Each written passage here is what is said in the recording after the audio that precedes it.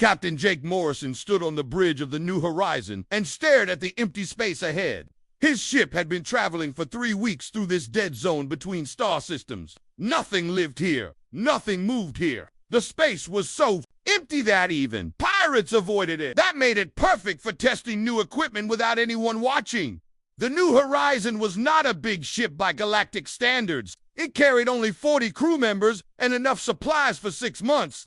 Jake liked small crews. They worked better together and caused fewer problems. His people trusted him, and he trusted them. That trust had kept them alive through many dangerous missions. "Captain, we have something on the long-range sensors," said Lieutenant Ben Torres from his station. His voice carried a note of confusion. That made Jake turn around. "What kind of something?" Jake asked as he walked over to look at the display screen. Ben pointed at a small dot on the scanner. "It looks like a ship, sir, but it is not moving and not sending any signals. The computer says it has been there for a very long time."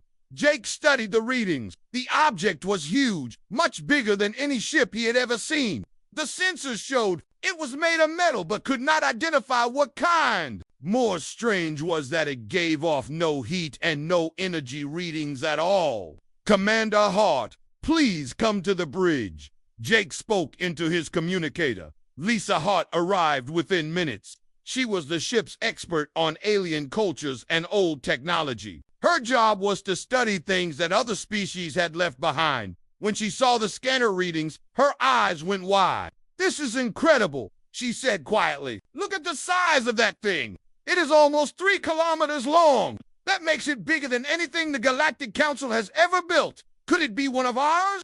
asked Jake. Lisa shook her head. "No human ship has ever been this big. And look at these readings. The metal composition is completely unknown. This is definitely alien technology." Jake made his decision quickly. "Set course for that object, but keep our weapons ready and shields up. If something that big has been hiding out here, I want to know why." The New Horizon moved closer to the mysterious ship over the next 2 hours. As they approached, more details became clear on their screens. The alien vessel was beautiful in a frightening way. Its hull was completely black and seemed to absorb light rather than reflect it. The shape was smooth and curved like a blade cutting through space. "Sir, I am not detecting any life signs aboard that ship," reported Amy Carter from the security station. "But I am also not detecting any damage. It looks like it was built yesterday." Ryan Brooks, the chief engineer,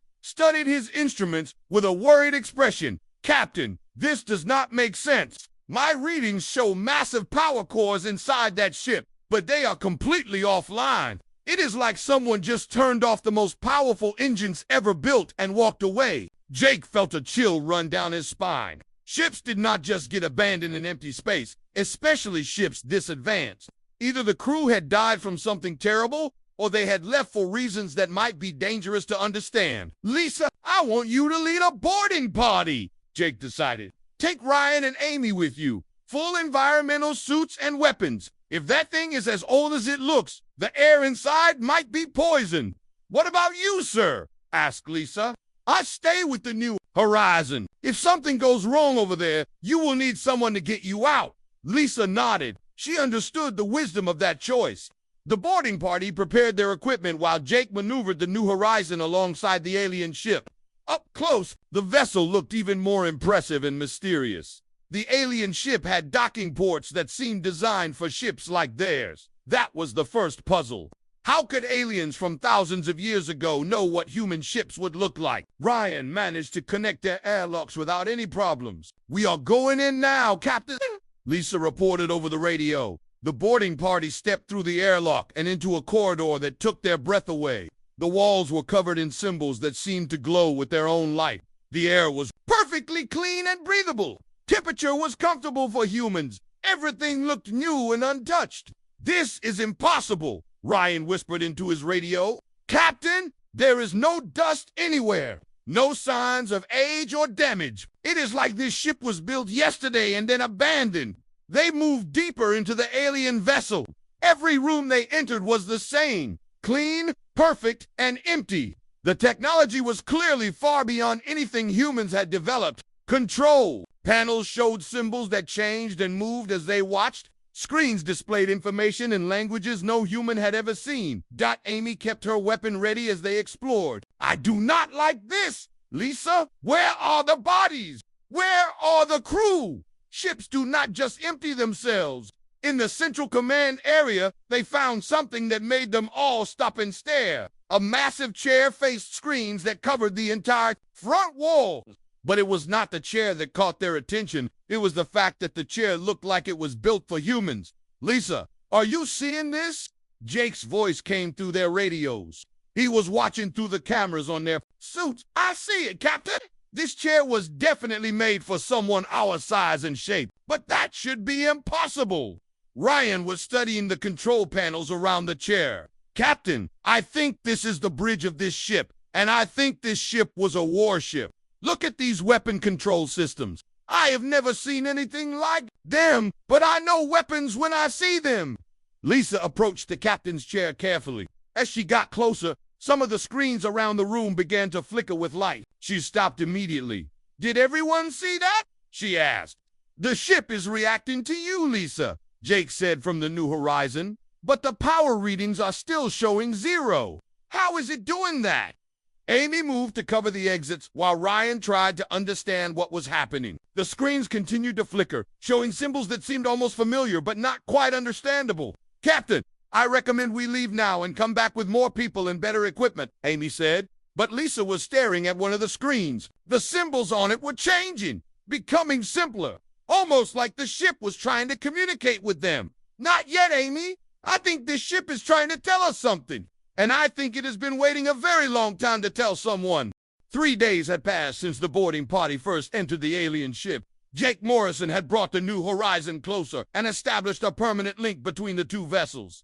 More crew members were now working inside the mysterious black ship, trying to understand its secrets. Dr. Helen Price sat in front of one of the alien control panels with a dozen cables connecting her portable computer to the strange interface. She was the ship's expert on artificial intelligence and computer systems. For the past 2 days, she had been trying to find a way to communicate with whatever intelligence might still exist inside the alien vessel's computers. Any progress? Helen asked Ryan Brooks as he checked the power readings for the 100th time. Maybe, Helen replied without looking away from his screen. The symbols keep changing when I touch different panels. It is almost like the ship is learning from me, copying my movements and trying to understand what I want. Lisa Hart was nearby, carefully documenting every symbol and pattern they discovered. She had filled 3 notebooks with drawings and was starting to see patterns in the alien language. Some symbols appeared more often than others. Some seemed to represent basic concepts like power, direction, and communication. Captain, I think we should try connecting directly to the ship's main computer, Helen suggested over the radio. I have been working with indirect interfaces for 2 days. If I could link my neural implant directly to their systems, we might make real progress. Jake's voice came back immediately with concern. That sounds dangerous, Helen. What if their computer tries to take over your mind or damage your implant, sir? I have been monitoring the ship's responses. Everything it does seems designed to help us understand it better. I think it wants to communicate with us. Amy Carter looked up from where she was standing guard. Helen, no offense, but wanting to talk and being safe to talk to are 2 different things. What if this ship has been waiting here to trap whoever finds it? Helen considered that possibility. She had been thinking about the same thing, but her instruments showed no hostile activity from the alien systems. In fact, the ship seemed to be trying very hard not to frighten them. Let me try limited connection first. Helen decided, I will link only my translation software to their communication systems. If anything goes wrong, I can disconnect immediately. Lisa stopped her work to watch. Ryan moved closer to monitor Helen's equipment. Even Amy shifted position to get a better view while still watching for dangers. Helen placed her hand on a panel that had been responding to her touch. She activated her neural implant and felt the familiar tingling sensation as her brain connected to her computer systems. Then she opened a small communication channel to the alien ship. The response was immediate and overwhelming. Information flooded into Helen's mind faster than she could process it. But instead of the painful invasion she had feared, it felt like a gentle teacher trying to share knowledge. The alien intelligence was being very careful not to hurt her. "Helen, what is happening?" Jake's voice seemed to come from very far away. "It is learning our language." "Captain," Helen said with wonder in her voice, "it is reading my neural patterns and figuring out how we communicate, and it is sharing its language with me. I can understand some of what it is saying." The screens around the bridge began showing new symbols. These ones were simpler and more familiar. Within minutes, words in English began appearing alongside. The alien text, "Greetings," appeared on the main screen. "Long have we waited for one such as you." Ryan stared at the words. "Captain, are you seeing this?" "I see it," Jake replied. "Helen, ask it who they are and what happened to the crew of this ship." Helen concentrated and sent the question through her neural link. The response came quickly. "We are the final creation of those you would call the architects. They who built us transcended physical form long ago. This vessel was left to wait for those worthy of inheriting our purpose." Lisa grabbed her notebook and began writing furiously. "Jake, this is incredible! The architects have been a legend for thousands of years. Every species in the galaxy has stories about them, but no one has ever found proof they really existed. Why did you wait for us?" Helen asked the ship. "Why? Not the Zephyrians or the Crone or any of the other advanced species." The ship's response made everyone on both vessels stop what they were doing. "Others have found us before. The Zephyrians discovered our location 300 years ago. The Crone found us 70 years ago. The Helix Coalition located us 20 years ago. All were tested. All were found wanting." Amy felt a chill run through her. "What kind of tests? Tests of character, tests of wisdom, tests of the choice between power and responsibility. Your species is the first to approach us with curiosity rather than greed, with caution rather than arrogance." More screens came online around the bridge. Systems that had been dark for centuries began displaying information in perfect English. The ship was sharing its capabilities with them, showing them wonders beyond their imagination. "Captain, you need to see this," Ryan called out as he studied. "The engineering displays, this ship has power cores that could supply energy to our entire solar system for 1,000 years. Its weapons could destroy planets. Its shields could protect entire fleets." Jake felt the weight of responsibility settling on his shoulders. "Helen, ask it what it wants from us." "We do not want," came the reply. "We offer. The architects left us to find those who could use ultimate power without being corrupted by it. Your species may be the ones we have waited for, but the testing has only begun." The ship's systems continued to activate around them. Lights that had been dim grew brighter. Displays that had been silent began humming with activity. It was as if the vessel was waking up after a very long sleep. "What kind of tests?" Lisa asked. "Tests that will reveal your true nature. Tests that will show whether you seek power to dominate or to protect. Tests that will determine if humanity is ready to inherit the responsibility of the architects." Steve Walsh, a military advisor who had been quiet until now, stepped forward. "And if we fail these tests?" The screen was silent for a long moment before responding. "Those who fail are not harmed.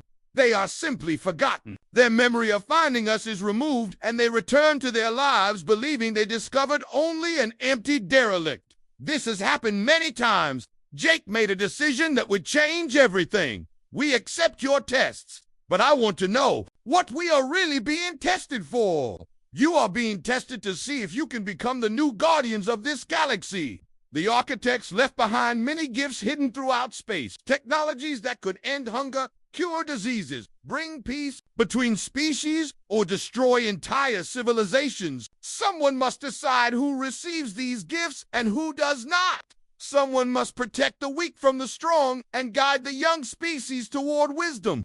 Helen felt the ship's intelligence growing more comfortable with their presence. Information was flowing more freely now, showing them glimpses of technologies that seemed like magic. "The first test begins now," the ship announced. "Word of your discovery has already reached the Galactic Council. Fleets are coming to claim what they believe is rightfully theirs. You must decide how to respond when faced with overwhelming force and impossible demands." Amy checked her weapons and communication equipment. Captain, how long do we have? Sensors show multiple fleets converging on this location. Zephyrian ships will arrive in 18 hours. Kron vessels will follow 6 hours later. The Helix Coalition is sending their fastest ships and will arrive last, but in the greatest numbers. Jake realized that their quiet discovery had become the center of a galactic crisis. Every major power would want the alien ship for themselves. The question was whether humanity was wise enough to handle what they had found, or strong enough to keep it from those who would misuse it. Helen, can you ask the ship for advice? The test requires that you choose your own path. We will provide no guidance beyond this warning. The decisions you make in the coming days will determine not only your fate, but the fate of every species in this galaxy. The first ships arrived exactly when the alien vessel had predicted. Jake Morrison watched from the bridge of the New Horizon as 3 Zephyrian cruisers dropped out of faster-than-light travel and immediately moved into attack formation. The elegant ships with their silver hulls and energy weapon arrays were beautiful and deadly. Captain, incoming transmission from the lead Zephyrian vessel, reported Ben Torres. Put it on screen, Jake ordered. The face that appeared was proud and angular, with the pale blue skin and large eyes typical of the Zephyrian species. The being wore the elaborate uniform of a Prince Commander, marking him as royalty as well as military leadership. I am Prince Commander Veltar of the Zephyrian Empire. You will immediately withdraw from the Architect vessel and allow our specialists to board it. This technology belongs to the oldest civilization in the galaxy by right of heritage. Jake had been expecting this demand. The Zephyrians claimed to be the natural inheritors of all ancient technology because their species was older than most others. It was an argument that had caused many wars. Prince Commander, this vessel was found in neutral space by a human exploration mission. We are currently conducting a peaceful scientific study of the artifact. Veltar's expression hardened. Human, you do not understand what you have found. That ship contains technology that could reshape the balance of power in this galaxy. It is far too dangerous to be left in the hands of a primitive species like yours. Before Jake could respond, the alien ship itself joined the conversation. The black vessel's communication systems activated and broadcast on all frequencies. Prince Commander Velta of the Zephyrians, you have been tested before and found lacking. Your species seeks power for dominance rather than protection. You will not be permitted to board this vessel. The Zephyrian commander looked shocked that the ancient ship could speak. Impossible. All Architect vessels were destroyed or lost. Thousands of years ago, this one waited for those worthy of its gifts. The Zephyrians are not among them. Veltar's face flushed with anger. If you will not surrender the vessel to its rightful owners, we will take it by force. The 3 ships began charging their weapons. Jake felt his heart rate increase as he realized they were about to be caught in the middle of a battle they could not win. But the alien ship had other plans. Without warning, a shimmering barrier appeared around both the ancient vessel and the New Horizon. The Zephyrian energy beam struck the barrier and simply vanished, absorbed without any visible effect. Your weapons cannot harm us, Prince Commander. This test is not about military strength. It is about wisdom and character. You have failed both. More ships began arriving throughout the day. The Kron Confederation sent for heavy battle cruisers commanded by War General Thokma, a massive being with gray skin and the scars of 100 battles. The Helix Coalition arrived with a dozen merchant vessels converted into warships. Led by Trade Admiral Marcus Webb, a human who had left Earth decades ago to seek his fortune among the stars. Each commander made the same demands. Each claimed the alien ship should belong to their people. Each threatened force if their demands were not met. And each was told the same thing by the ancient vessel. They had been tested before and found unworthy. Inside the alien ship, Lisa Hart was experiencing something extraordinary. The vessel had begun showing her visions of its past, letting her see the history of the architects and understand their purpose. She walked through corridors that seemed to change around her, displaying holographic scenes from thousands of years ago. Jake, you need to see this, she said into her communicator. The ship is showing me why the architects left. Jake made his way to Lisa's location deep within the alien vessel. When he arrived, he found her standing in a room filled with moving images that showed the rise and fall of civilizations across the galaxy. They were not just builders, Jake. They were guardians. They protected younger species from those who would exploit them. They prevented wars between star systems. They shared their knowledge with those who would use it wisely and kept it from those who would not. The images showed the architects as tall, graceful beings with an almost human appearance. They had built great cities on worlds throughout the galaxy and shared their technology freely with species that proved themselves worthy of it. But they grew tired. Lisa continued. They spent thousands of years trying to keep peace in the galaxy, but every time they solved one problem, 3 more would appear. Eventually, they decided to transcend physical existence and leave behind guardians to continue their work. Ships like this one, Jake asked. Yes, but more than that. They left behind an entire network of hidden technologies and secret bases. Ships like this one were meant to find new guardians who could take over the responsibility of protecting the galaxy. In another part of the ship, Ryan Brooks was learning about technologies that seemed impossible. The alien vessel was teaching him about power sources that could run forever, weapons that could disable enemies without killing them, and shields that could protect entire solar systems. Captain, this technology could solve every energy problem humanity has ever had, he reported. But it could also build weapons that would make our current nuclear arsenal look like toys. Dr. Helen Price was still connected to the ship's computer systems, and through her link, she could feel the vessel testing each member of the crew individually. It was reading their thoughts and emotions, trying to understand what kind of people they really were. The ship is learning about us, she told Jake. It wants to know if we would use its power to help others or to make ourselves the dominant species in the galaxy. Amy Carter found herself in a simulation room where the ship tested her reactions to different crisis situations. In one scenario, she had to choose between saving human colonists or alien refugees. In another, she had to decide whether to destroy an enemy ship or find a way to disable it. Each choice revealed something about her character. The tests are not about right or wrong answers, she realized. They are about understanding how we think and what we value. Steve Walsh, the military advisor, was shown scenarios where humanity had access to the alien technology. In some visions, humans used the power wisely and became respected guardians of peace. In others, they became conquerors who dominated other species through superior technology.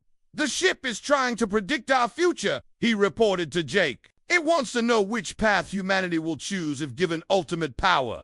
As the hours passed, more fleets arrived. The area around the alien ship became crowded with vessels from every major power in the galaxy. Tensions grew as each group demanded access to the ancient technology.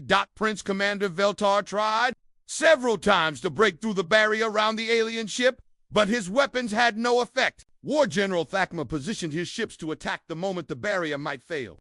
Trade Admiral Webb attempted to negotiate deals with the other commanders, trying to find a way to share the technology between all the species. But the alien ship ignored all of them.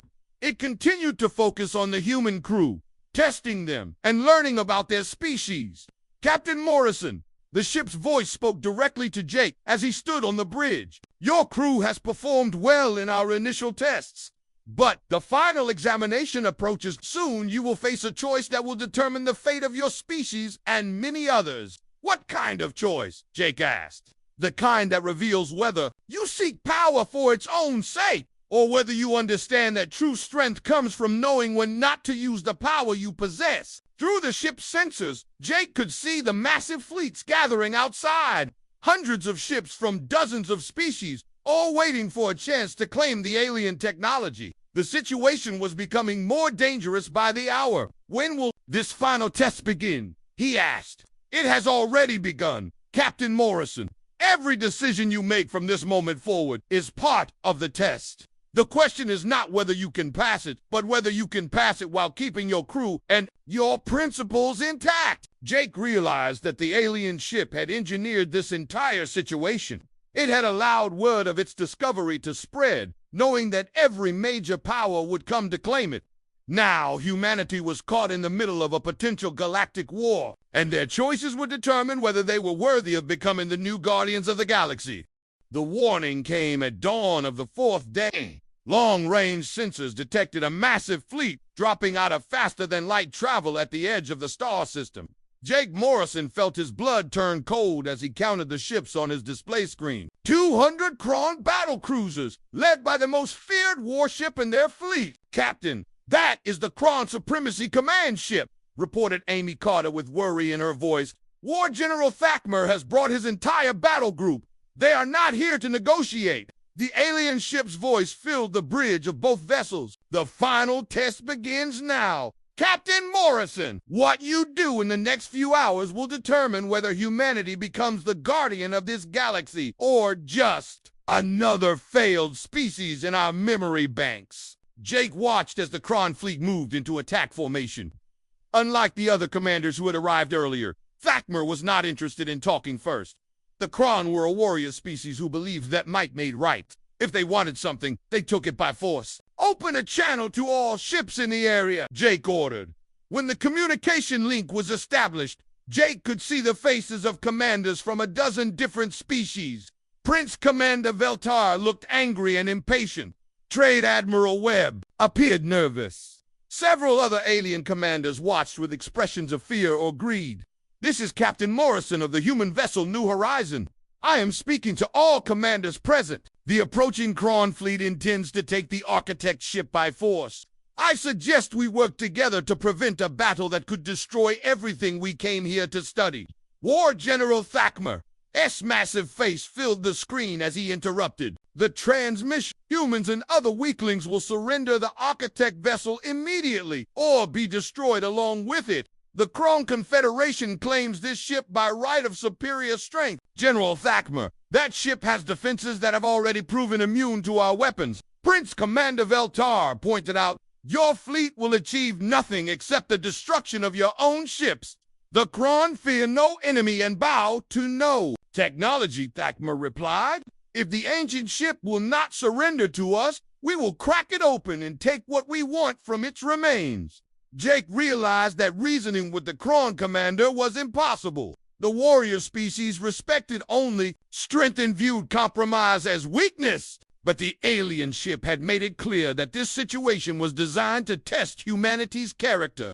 "Dr. Price, I need to know what options the alien ship can give us," Jake said privately over a secure channel. Helen Price, still connected to the ship's computer systems, felt the vast intelligence considering Jake's request. "Captain, the ship says it can make us invincible. Its weapons could destroy the entire Kron fleet in seconds. Its technology could make humanity the dominant power in the galaxy. What is the cost of using that power?" The ship says there is no cost in terms of resources or energy, but it warns that how we use the power will determine whether we pass or fail the test. Jake understood. The alien ship was offering them ultimate power, but the test was whether they would use it wisely or let it corrupt them. It was the same choice that had faced every species that had found the ship before them. The Kron fleet finished its approach and immediately opened fire. Thousands of energy beams and missiles struck the barrier around the alien ship. The attacks had no more effect than raindrops hitting a mountain,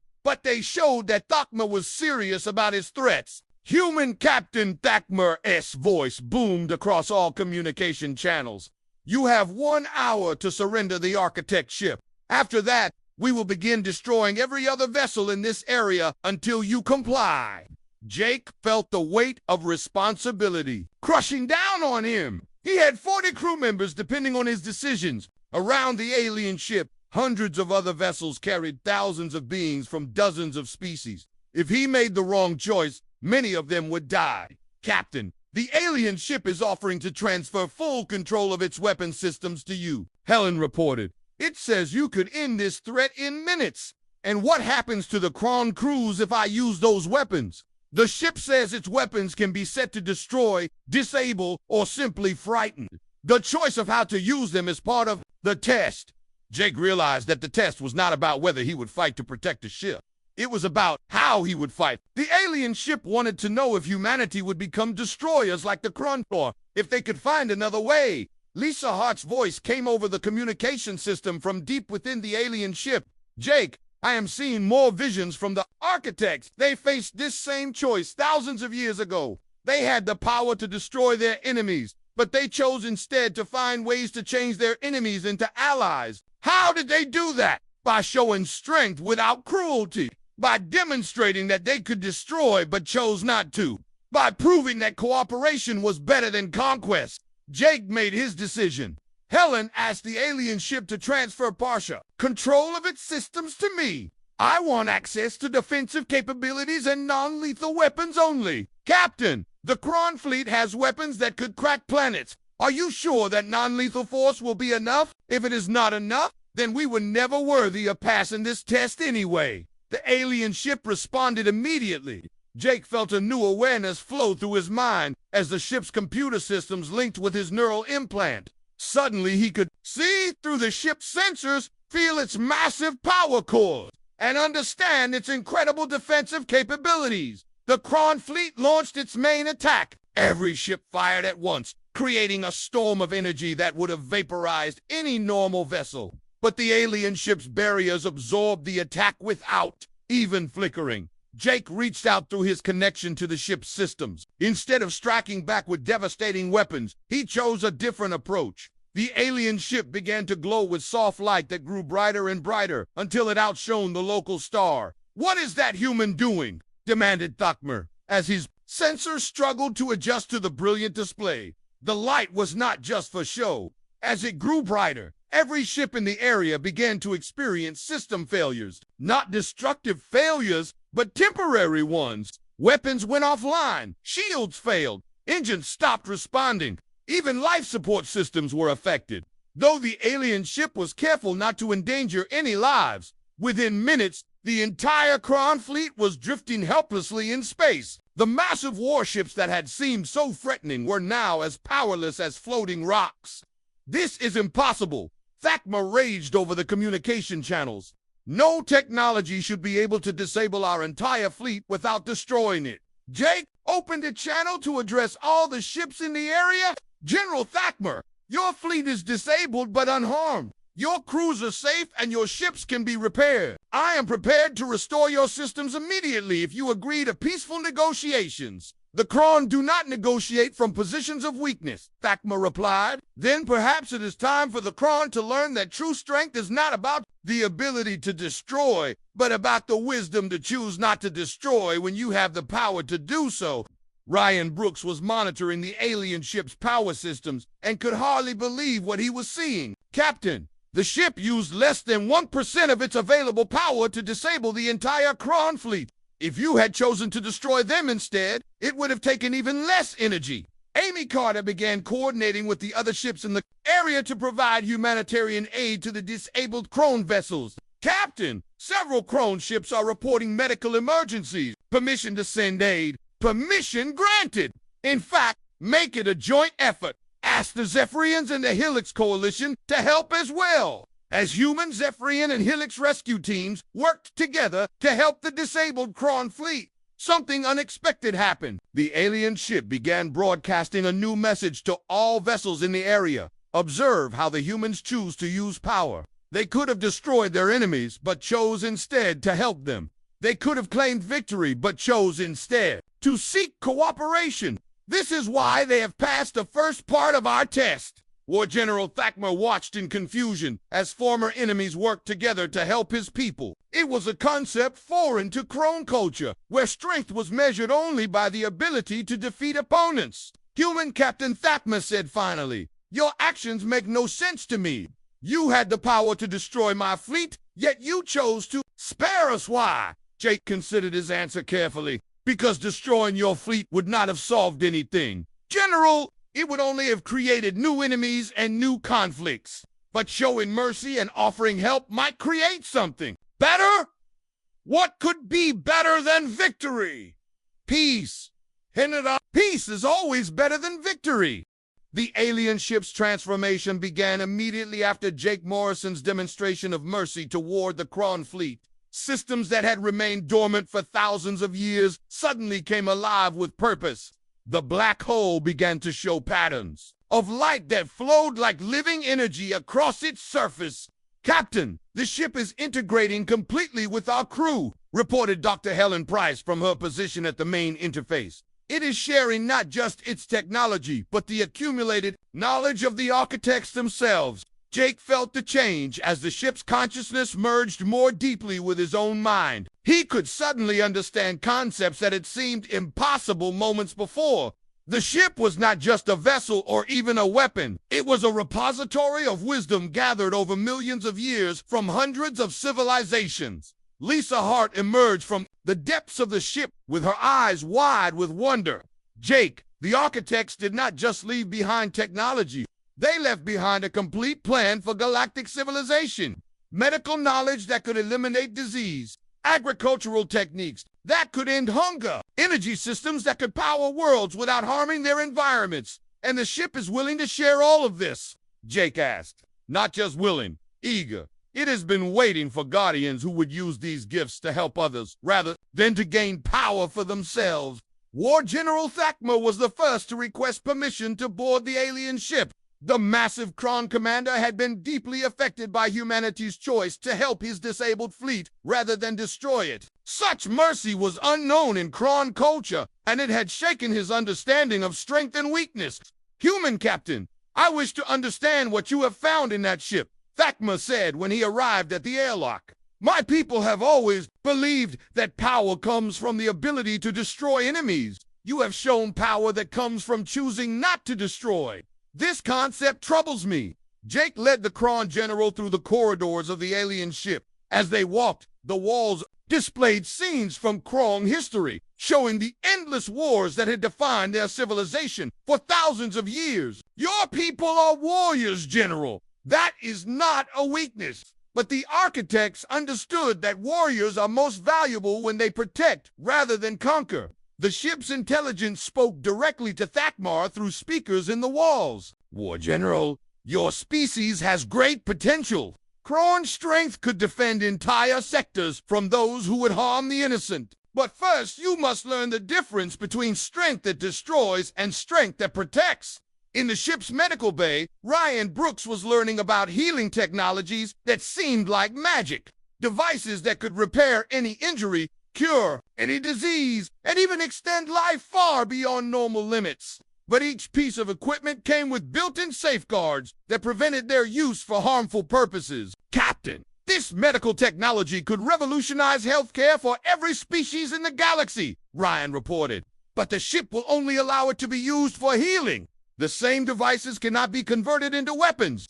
Prince Commander arrived the next day with a small diplomatic team. The proud Zephyrian had been humbled by his inability to claim the ship through force or political pressure.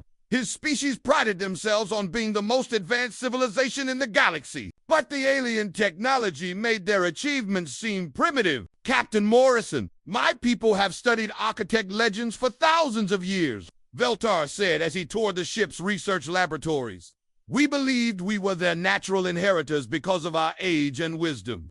But this ship chose you instead. I must understand why." The ship answered for itself. "Prince Commander, the Zephyrians seek knowledge to prove their superiority over other species. The humans seek knowledge to improve life for all species.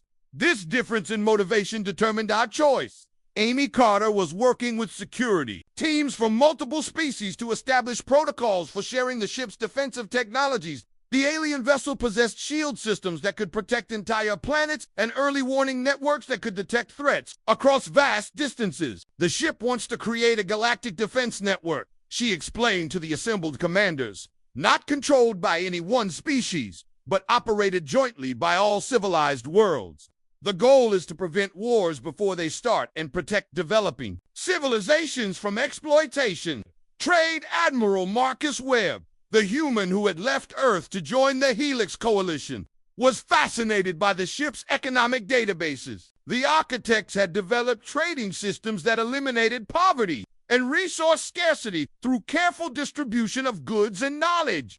"Captain Morrison, this ship contains the blueprints for a post-scarcity economy," Webb reported. "Every species could have access to unlimited clean energy, abundant food, and advanced technology, but the systems are designed to prevent any one group from hoarding resources or exploiting others. As word of the alien ship's capabilities spread throughout the galaxy, more vessels arrived to witness the transformation taking place. The area around the ancient ship became a meeting place for representatives from hundreds of worlds and dozens of species. Dr. Helen Price found herself serving as the primary interface between the ship's intelligence and the various alien delegations. Through her neural link, she could communicate the ship's requirements and limitations to each species in terms they could understand. The ship has one absolute rule, she explained to the gathered representatives. All technology it shares must be used to benefit entire populations, not just the ruling classes. Any species that tries to use architect gifts to oppress others will have their access permanently revoked.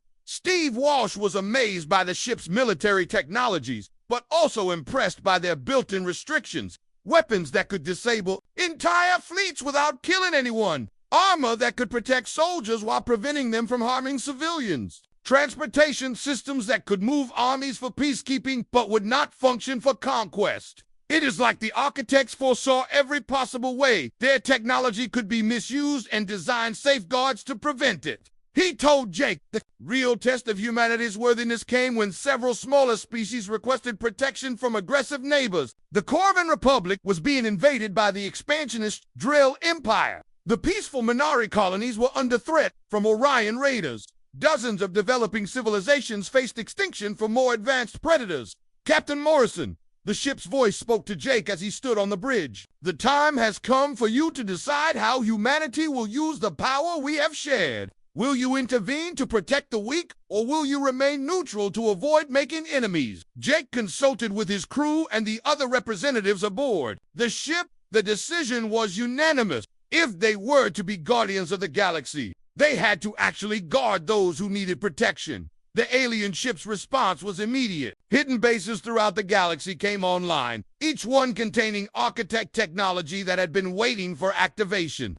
Defensive satellites began protecting vulnerable worlds. Medical ships appeared in systems suffering from plagues or disasters. Agricultural technologies were delivered to worlds facing starvation. But the ship made it clear that humanity could not do this work alone.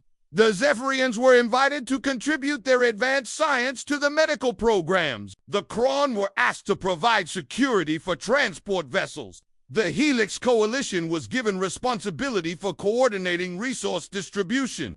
Even former enemies found themselves working together toward common goals. War General Thack experienced the most dramatic transformation when Kron warriors found themselves protecting refugee ships instead of raiding them. Many discovered a satisfaction they had never felt in conquest. Fighting to defend the innocent proved more rewarding than fighting to dominate the weak. Captain Morrison Thackmer said during one of their regular conferences, "My people are learning that true victory is not defeating enemies, but creating situations where enemies become unnecessary." Prince Commander Veltar's pride took longer to heal, but even he eventually acknowledged that the Zephyrians had learned something valuable from humanity's example. Perhaps wisdom is not about knowing more than others, he admitted, but about using what you know to help others learn and grow. The transformation of galactic civilization took years rather than months, but the changes were profound and lasting. Wars became rare as the threat of architect intervention discouraged aggression. Poverty and disease became distant memories as advanced technologies spread to every inhabited world. The galaxy entered an age of cooperation and prosperity, unlike anything in recorded history. Jake Morrison remained captain of the alien ship, which had revealed its true name to be the Eternal Guardian. But he was no longer alone in his responsibilities. Humans, Zephyrians, Kron, and dozens of other species worked together as a unified force for protection and progress. Standing on the bridge of the Eternal Guardian as it traveled between star systems, Jake often reflected on the choice that had changed everything. The ship had offered them unlimited power, and humanity had chosen to use that power, not for dominance, but for service. It was a decision that honored both the legacy of the architects and the potential of every species in the galaxy.